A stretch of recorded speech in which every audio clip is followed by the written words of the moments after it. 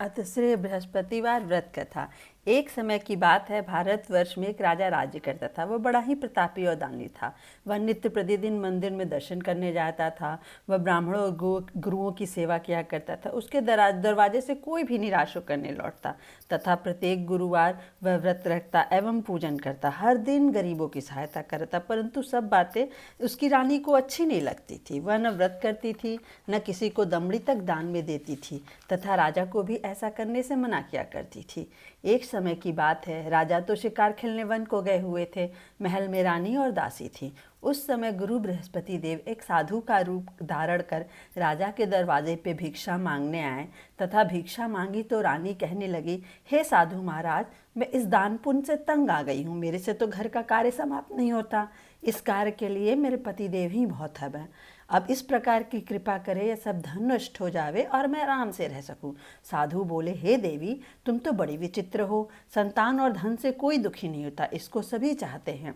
पापी भी पुत्र और धन की इच्छा करता है। अगर आपके पास अधिक धन है तो भूखों मनुष्यों को भोजन कराओ, प्याऊ लगवाओ, ब्राह्मणों को दान दो, धर्मशाला बनवाओ, कुआं, तालाब, बावड़ी, बाग बागीचे आदि का निर्माण कराओ, निर्धन मनुष्यों की सेवा करो और कुंवारी कन्याओं का विवाह कराओ और अनेकों यज्ञादि धर्म कर्म करो। इस प्रकार के कर्मों से आपका कुल और आपका नाम परलोक में सार्थक हो एवं स्वर्ग की प्राप्ति हो। परंतु वह रानी इन बातों से खुश नहीं हुई। वह बोली, हे साधु महाराज, मुझे ऐसे धन की आवश्यकता नहीं जिसको और मनुष्यों को दान दूं तथा जिसको रखने उठाने में मेरा सारा समय ही बर्बाद हो जाए।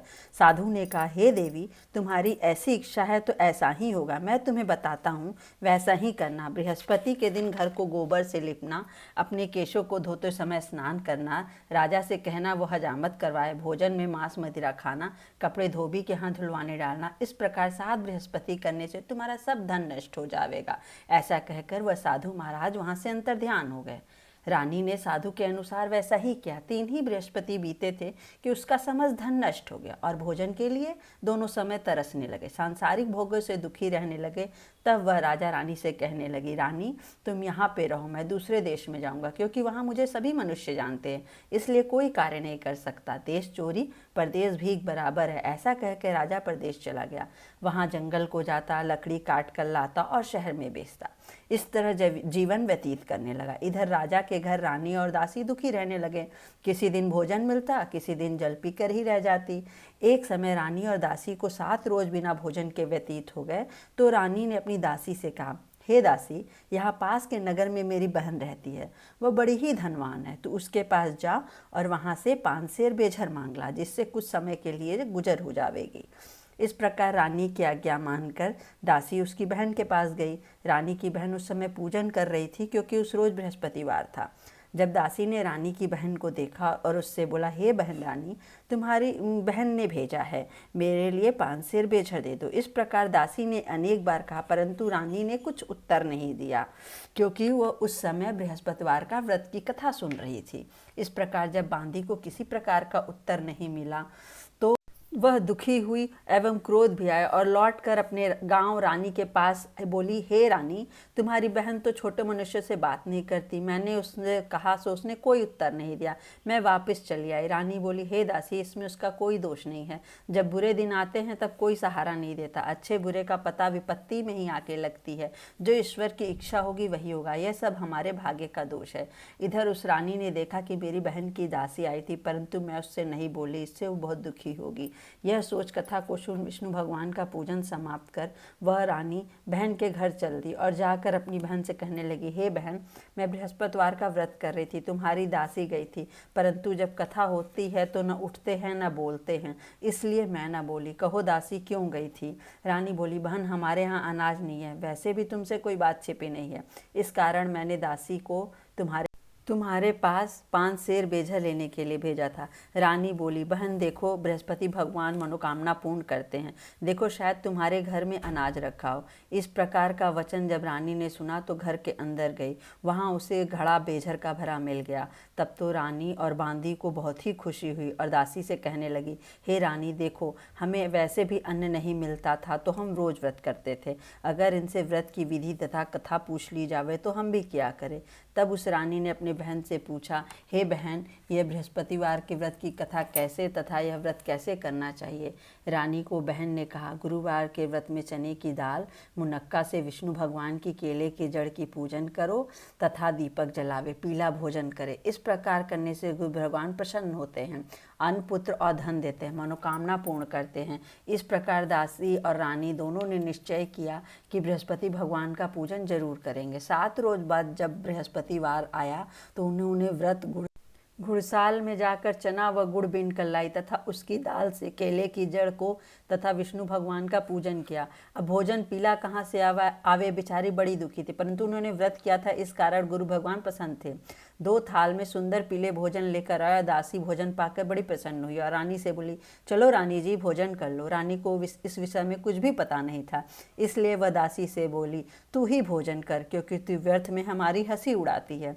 दासी बोली, एक महात्मा भोजन दे गया है। रानी कहने लगी, वह भोजन तेरे लिए ही दे गया होगा, तू ही भोजन कर। दासी ने कहा, वह महात्मा हम दोनों को 2 थाल में भोजन दे गए हैं, इसलिए हम और तुम दोनों साथ साथ भोजन करेंगे।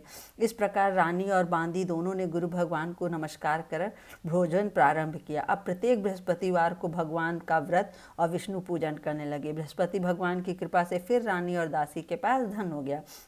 रानी फिर उसी प्रकार आलस्य करने लगी।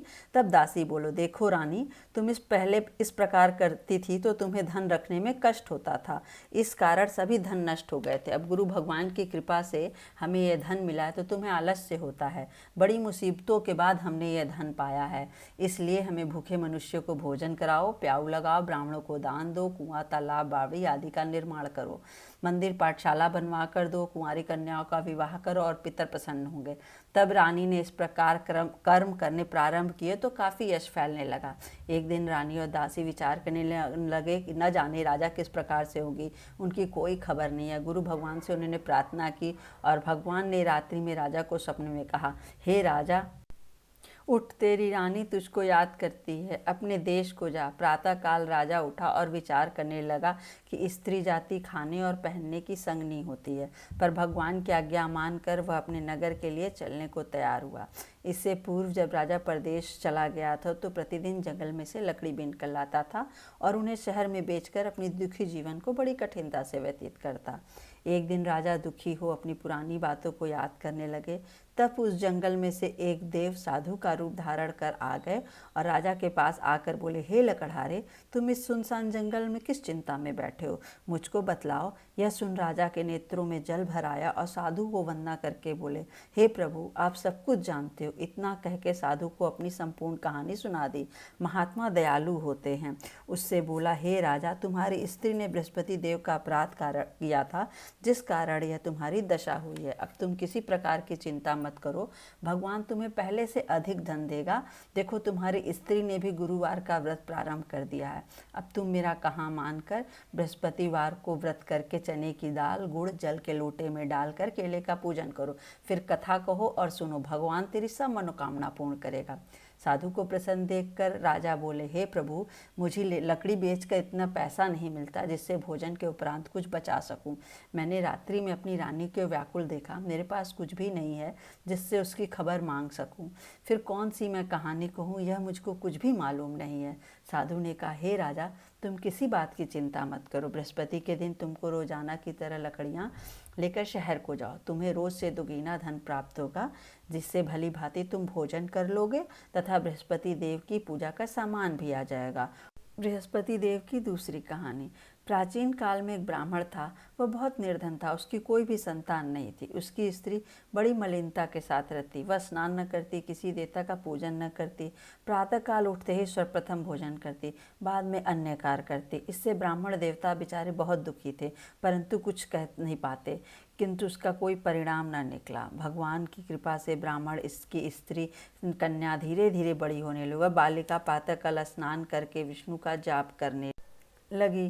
बृहस्पतिवार को व्रत करने लगी, अपने पाठ को समाप्त करके स्कूल जाती तो अपनी मुट्ठी में जौ लेके जाती, पाठशाला के मांग में डालती जाती, या जब वे जौ सर्ण के हो जाते लौटते समय उनको बिन कर घर को ले आती।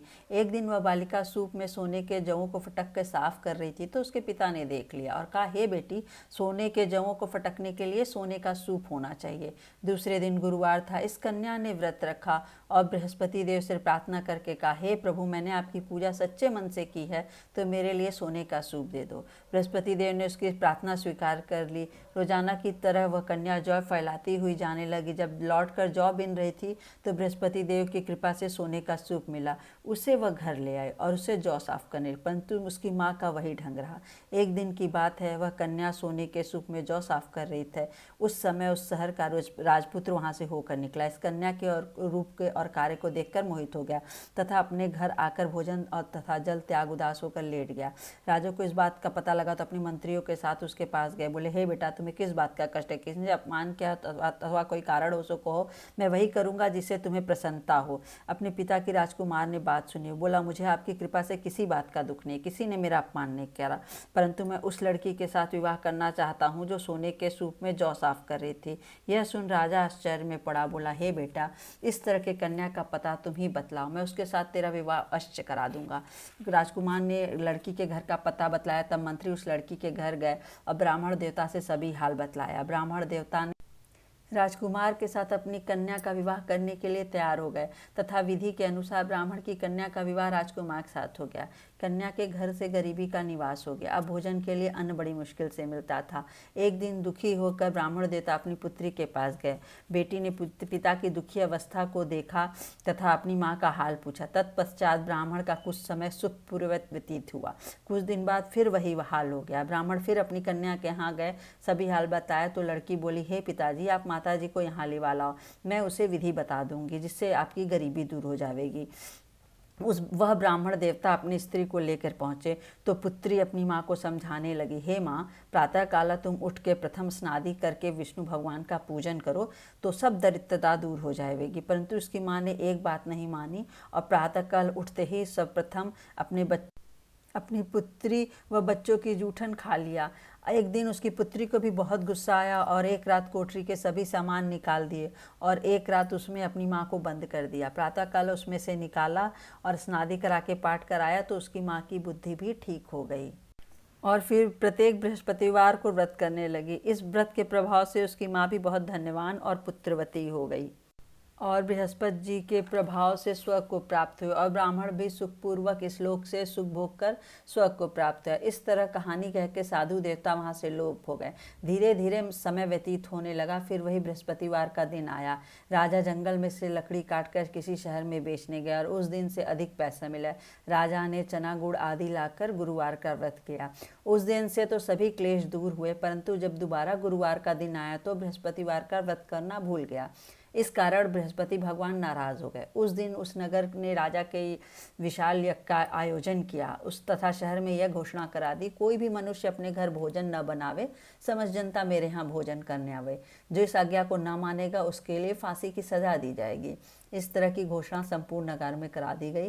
राजा की आज्ञा अनुसार शहर के सभी लोग भोजन करने गए, लेकिन लकड़हारा नहीं पहुंचा। राजा के कर्मचारी उसको अपने साथ लिवा ले गए। ले जाकर भोजन करा रहे थे तो रानी की दृष्टि उस खूंटी पर पड़ी जिस पर उसका हार लटका हुआ था। वह वहां पर दिखाई नहीं दिया।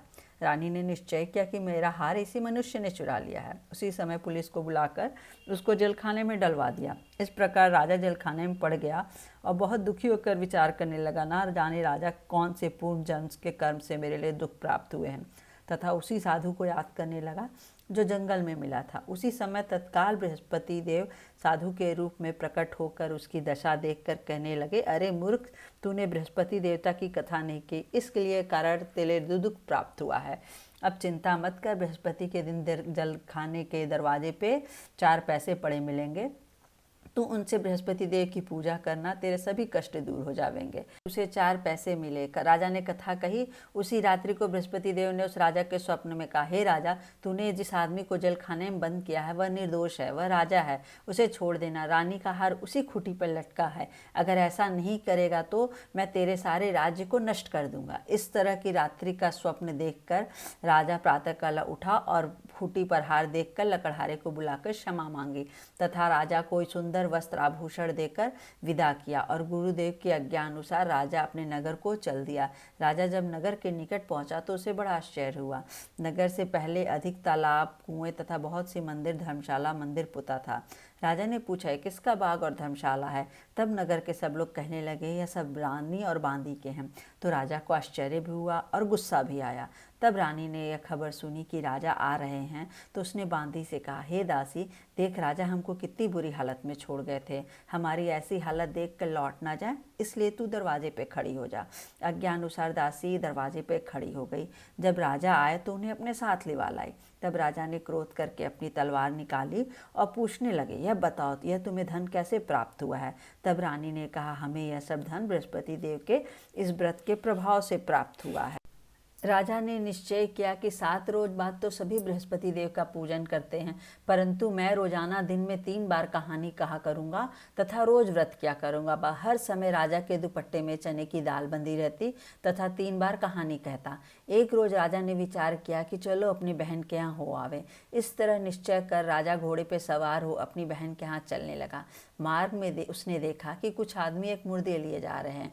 उन्हें रोक कर कहने लगा, अरे भैया, मेरी बृहस्पति की कथा सुन लो। वो बोले, लो, हमारा तो आदमी मर गया, इसको अपनी कथा की पड़ी है।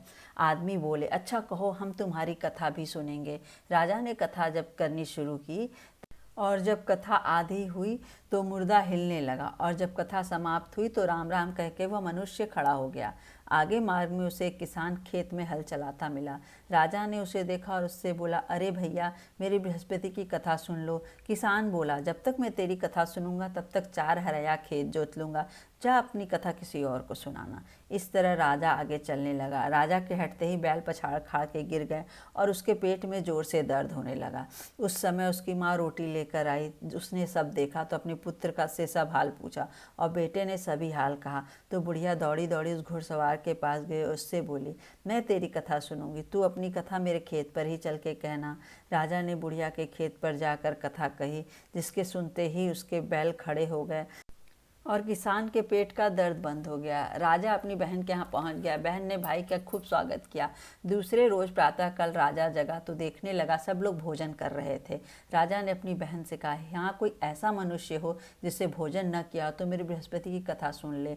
बहन बोली, भैया, यह देश ऐसा ही है, पहले लोग भोजन करते हैं, बाद में अन्य कार्य करते हैं, अगर कोई पड़ोस में हो तो देख आऊं। वह ऐसा कहकर देखने चली गई, परंतु उसे कोई ऐसा व्यक्ति नहीं मिला जिसे भोजन न किया हो। अतः वह एक कुम्हार के घर गई जिसका लड़का बीमार था। ऐसा मालूम हुआ वहां किसी ने 3 रोज से भोजन नहीं किया है। रानी ने अपने भाई की कथा सुनने के लिए कुम्हार से कहा। वह तैयार हो गया। राजा ने जाकर बृहस्पतिवार की कथा कही, जिसको सुनकर उसका लड़का ठीक हो गया। अब तो राजा की प्रशंसा होने लगी। एक रोज राजा ने अपनी बहन से कहा, हे बहन, हम अपने देश को जावेंगे, तुम भी तैयार हो जाओ। राजा की बहन ने अपनी सास से कहा। सास ने कहा, हाँ चली जा, पर अपने लड़कों को मत ले जाना, क्योंकि तेरे भाई को कोई औलाद नहीं है। बहन ने भैया से कहा, हे भैया, मैं तो चलूँगी, परंतु कोई बालक नहीं जाएगा। राजा बोला, जब कोई बालक नहीं चलेगा तो तुम क्या करोगी? बड़े दुखी मन से राजा अपने नगर को लौट आया। राजा ने अपने नगर को लौट गया। राजा ने अपनी रानी से कहा, हम निर्वंशी राजा हैं, हमारे मुंह देखने का धर्म नहीं और भोजन आदि कुछ नहीं किया। रानी बोली, हे प्रभु, बृहस्पति देव ने हमें सब कुछ दिया है, हमें संतान अवश्य देगा। उसी रात्रि को बृहस्पति देव ने उस राजा के स्वप्न में कहा, हे राजा, उठ, सभी सोच को त्याग दे, तेरी रानी गर्भ से है। राजा को यह बात सुनकर बड़ी खुशी हुई। 9वें महीने उसके गर्भ से एक सुंदर पुत्र पैदा हुआ। तब राजा बोले, हे रानी, स्त्री बिना भोजन करे रह सकती है, बिना कहे नहीं रह सकती। मेरी बहन आवे तो तुम मुझसे कुछ मत कहना। रानी ने सुनकर हाँ कर दी। जब राजा की बहन ने यह सब समाचार सुना तो बहुत खुश हुए तथा बधाई लेकर अपने भाई के यहाँ आई। तभी रानी ने कहा, घोड़ा चढ़कर तो आई नहीं, गधा चढ़ी आई। राजा की बहन बोली, भाभी, मैं इस प्रकार न कहती तो तुम्हें औलाद कैसे मिलती? बृहस्पति देव ऐसे ही हैं, जिसकी मन में जैसी कामनाएं होती हैं सभी को पूर्ण करते हैं। जो सद्भावना पूर्वक बृहस्पतिवार का व्रत करता है एवं कथा पढ़ता है और सुनता है, दूसरों को सुनाता है, बृहस्पति देव उसकी सब मनोकामना पूर्ण करते हैं। भगवान बृहस्पति देव उसकी सदैव रक्षा करते हैं। संसार में सद्भावना से भगवान का व्रत पूजन सच्चे हृदय से करते हुए तो सभी मनोकामना बृहस्पति भगवान पूर्ण करते हैं। जैसी सच्ची भावनाओं से राजा रानी ने उनकी कथा का गुणगान किया तो उनकी सभी इच्छाएं बृहस्पति देव ने पूर्ण की थी। इसलिए सबको कथा सुनने के बाद प्रसाद लेकर जाना चाहिए और हृदय से उनका नमन करते हुए जय जयकार बोलना चाहिए। बोलो बृहस्पति देव की जय, विष्णु भगवान की जय। ओम भगवते वासुदेवाय नमः। ओम भगवते वासुदेवाय नमः। और इस तरह बृहस्पतिवार की व्रत कथा समाप्त हुई। अगर आपको मेरी कथा पसंद आई होगी तो प्लीज़ लाइक करें, सब्सक्राइब करें और बेल आइकन प्रेस करें। और ऐसे ही अच्छी कथाएं सुनने के लिए कमेंट करें। ओम भगवते वासुदेवाय नमः।